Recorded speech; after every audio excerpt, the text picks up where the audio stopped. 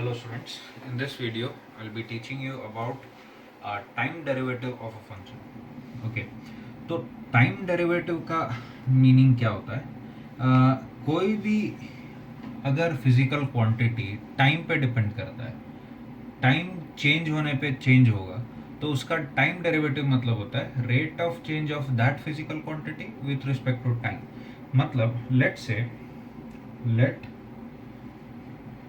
there be a physical quantity x which is a function of time. You could also write it like this, x of t. Okay, so when I say time derivative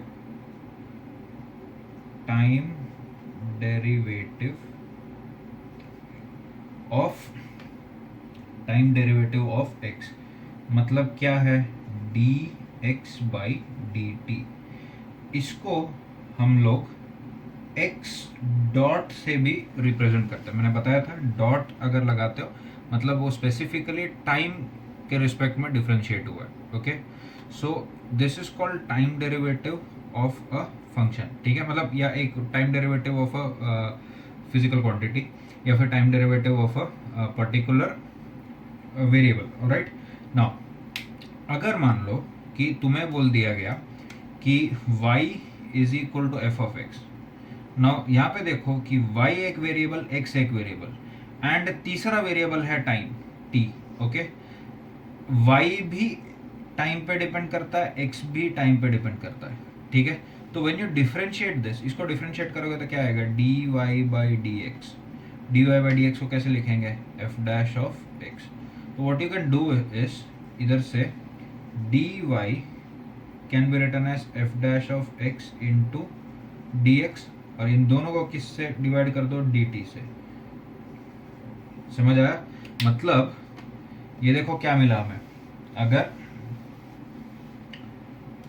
y is equal to f of x implies dy by dt is equal to f dash of x into dx by dt, और you could just write y dot is equal to f dash of x into x dot.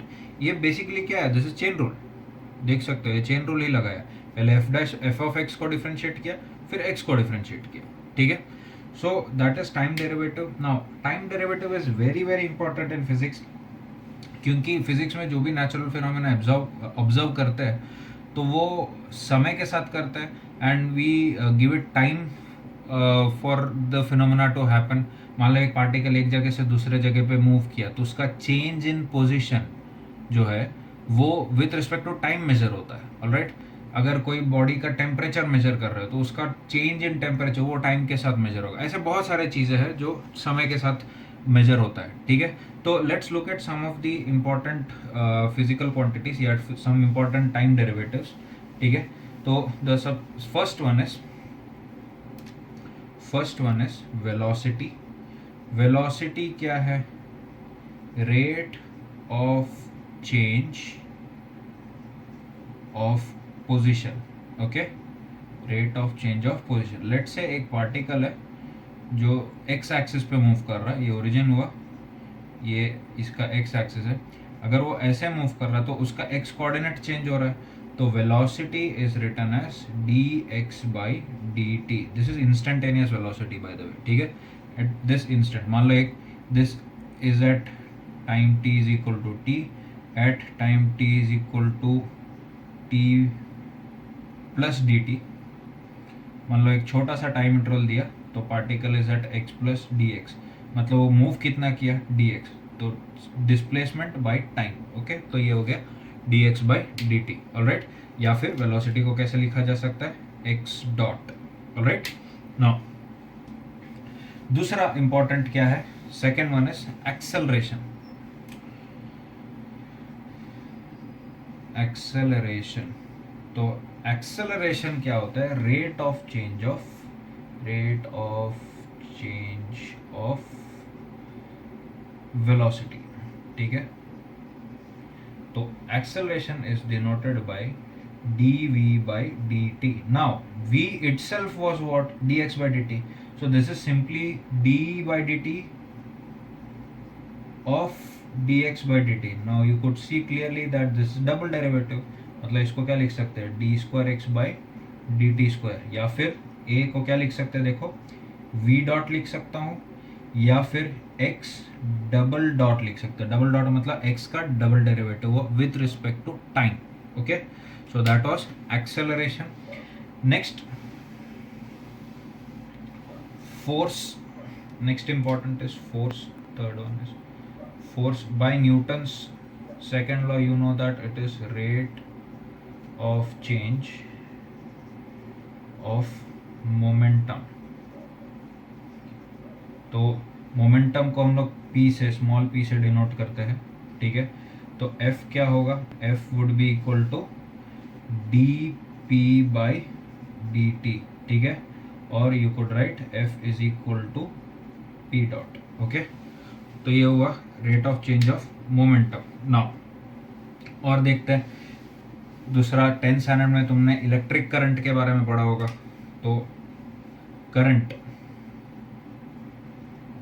Electric current is rate of flow of charge. ठीक है, मतलब एक wire है, इसका एक cross section ले लेते हैं. इस क्रॉस सेक्शन में dt टाइम में dq चार्ज मूव किया, छोटा सा चार्ज dq फ्लो कर गया. तो करंट I कैसे डिनोट करेंगे, charge flown is dq in what time, dt. ठीक है, और you could write it as q dot. Alright, so that is electric current. और क्या क्या देख सकते हैं. नेक्स्ट है पावर. तुमने पावर के बारे में पढ़ा होगा. Power is what, it is rate of doing work, है ना. तो power is rate of doing work. ठीक है, मतलब पावर को क्या लिख सकते हैं, D W by D T, मतलब डब्ल्यू डॉट भी लिख सकते हैं. ओके, नाउ थोड़ा एक नया कंसेप्ट के बारे में बता देता हूँ मैं तुम्हें, जिसमें भी टाइम डेरिवेटिव के बारे में आता है. That is rate of change of angular position. ठीक है, मान लो कि ये एक रेफरेंस लाइन है एंड ये अपना, ये let's say this is x axis, this is y axis, and इस ओरिजिन के रिस्पेक्ट में एक पार्टिकल है P जो एंगल बना रहा है theta. Okay, so if the particle is moving, तो इसका थीटा भी चेंज होगा समय के साथ. So we are going to define two things. First is angular velocity which is rate of change of theta. ठीक है, थीटा क्या, एंगुलर पोजिशन है. Theta is angular position. Okay, तो rate of change of theta. तो बताओ, and it is denoted by, angular velocity is denoted by small omega. Okay, looks like W but it is not. Small omega, तुमने capital omega ये पढ़ा है resistance के लिए. This is small omega. Small omega is rate of change of angular position. तो D theta by D T लिख सकते हैं, या फिर you could right theta dot. Okay, दूसरा इसी की तरह फिर एंगुलर क्या आ जाएगा, एक्सेलरेशन. तो एंगुलर एक्सेलरेशन क्या होगा,